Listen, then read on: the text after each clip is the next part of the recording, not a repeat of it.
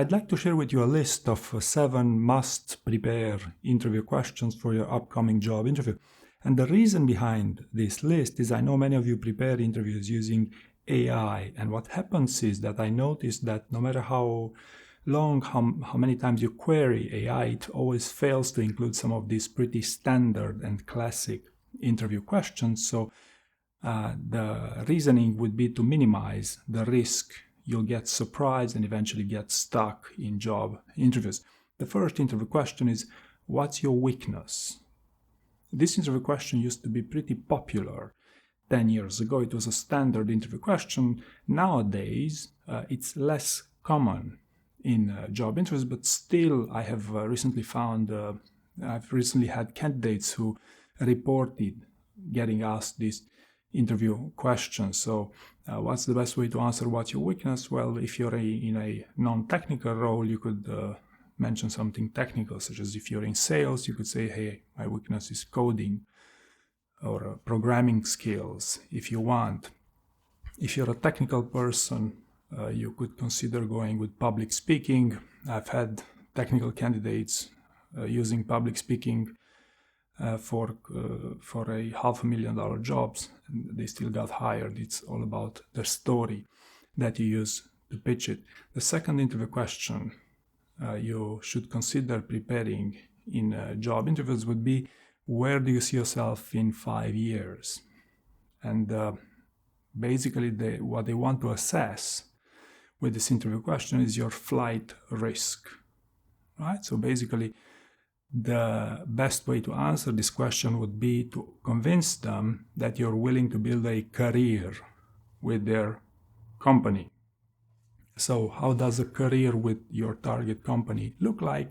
That's very much up to you to decide, but this would be the framework you'd want to employ for answering this common interview question. The third one would be, tell me something interesting about you, something that's not in your CV. And the number one reflex candidates have here would be to mention some hobbies they have. Okay, that's the easiest way to pitch something that's not in your CV. However, in my experience, a better way to answer this interview question would be to further emphasize on a core skill, on a core aptitude that may have not been mentioned a lot in your CV, such as you're a team player.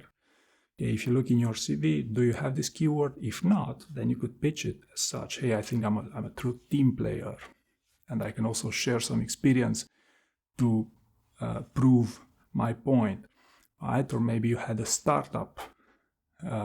You have a startup that you can also talk about that you have not mentioned in your CV because you didn't think it was sufficiently relevant, right? So this will be the main things, but the idea is that you must, there's still opportunity to sell yourself using this interview question. It's not as simple as, hey, you must deflect to a hobby and then move on. Question number 4, what are your salary expectations? So this question still surprises many candidates in job interviews, even if the salary expectations are already mentioned in many of the job descriptions I read these days.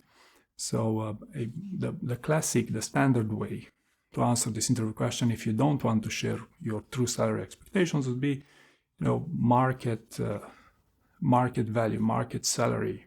The range presented in the CV would be on the same lines with my expectations. You could be upfront with them and say, hey, I didn't think about this. If this is something critically important, I can always get back to you on this one. But there's no expectation from them that you'll be precise about your salary expectations. So especially early on in the interviewing process. Question number 5, are you willing to relocate? So this is another question that takes candidates by surprise in job interviews. I'd like to suggest a more peculiar approach here, in the sense that do you have a backup? So what's the core reason why you're interviewing with this company? Are you really looking to get a job as quickly as possible, or do you have already a backup and it's not something that you must get into. It's not mandatory for you to land this job offer. If you are truly interested in the role and there's the slightest chance you're willing to relocate, then say yes, not just maybe.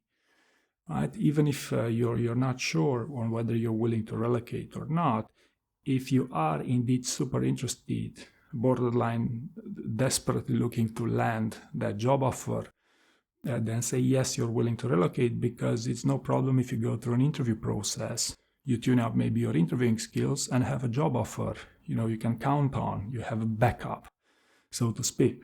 If you're in no hurry to relocate, you already have a great job, or you already have a good offer from another employer, then you could be upfront. Hey, I'm not willing to relocate. You could be upfront with them early on in the process. Right? But too many times, many candidates would say, well, I must think about it, maybe, I don't know, and these sort of things. It's either yes or no. This would be the best way to approach it, in my experience. Question number 6. Are you interviewing elsewhere at the moment? Many candidates assume this is a trick question on the reasoning if you're not interviewing elsewhere, you might be perceived as a weak candidate. In fact, that's not at all the case. It's quite common for candidates to interview in multiple places at once. And the reasoning around this would be that the investment for you to prepare, to thoroughly prepare to interview, can be quite significant. So this is why it makes a ton of sense for you to justify that investment in your interviewing skills with multiple interviews. If you don't have interviews, be upfront with them. There's no secret with this. It's not a trick question, so to speak. There's no right or wrong way to answer this interview question. Just be upfront with them, and that's fine. And the last one I'd like to share with you here would be, what are your hobbies? Hobbies outside work, if you want, which is a pretty common interview question. And probably interesting for you here would be that the best type of answers I've heard regarding hobbies of candidates, job interviews, were not the most peculiar ones. Okay, for example, if you climbed all the 7 major peaks, if you've done something exceptional, might not come across as positive as you might expect. Even saying that my hobby is to play chess might be perceived in a quite positive way, depending on the expectations, the levels of success in your role. If you're applying as a software development engineer, playing chess can be a superior hobby when compared to something extreme, right? So unless you're applying for some elite type of role, go with normal hobbies, right? Normal but contemporary, and these sort of things. You don't have to present anything exceptional, because that may not come across as you expected it would. Right, so this would be the list of interview questions I would suggest you prepare in advance. I hope you found this useful. Thank you very much for watching.